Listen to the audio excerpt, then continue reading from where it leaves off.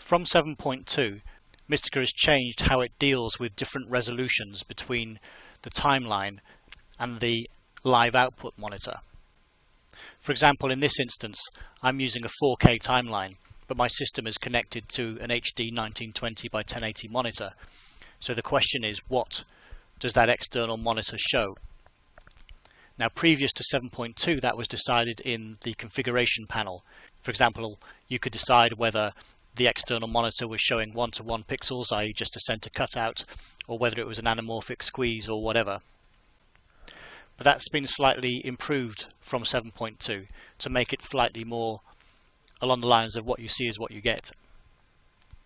So to enable that, the framing tool has a new mode, and the visual editor has a new mode to back it up. Under result size as, we now have two live modes and a live resolution preview on the visual editor. If I click it, we can see that what Mistika does is shows us on the visual editor what the external monitor is getting. And in this case, as I say, because I'm working on a 4K timeline and my external monitor is HD, then under the default configuration it's sending 1:1 pixels. So in other words, I'm only seeing the middle 1920 of my 4K image until I tell it to do anything else.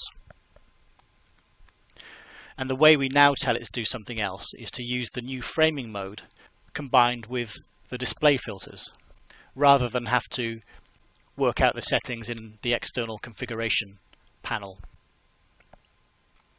So for example, if I really wanted my monitor rather to show the full frame, I might set it to say an anamorphic scale. So now we can see the live output is being scaled from the 4K image to show the complete image on the external monitor. So this is just a visualization to show me within my visual editor that the framing settings that I'm using is going to do what I expect. If I switch this off with live mode on, it doesn't make a great deal of sense because the filters aren't being applied correctly. So this is just here as a preview for when you're setting your live scaling. So having set that, I can now use it to create a display filter. So I'll create this as 4K to HD.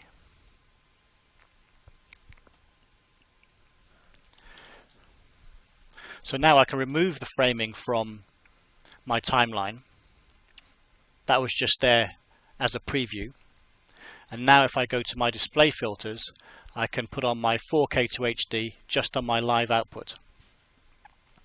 And in doing that, I've now set a rescale between the 4K timeline and the HD output.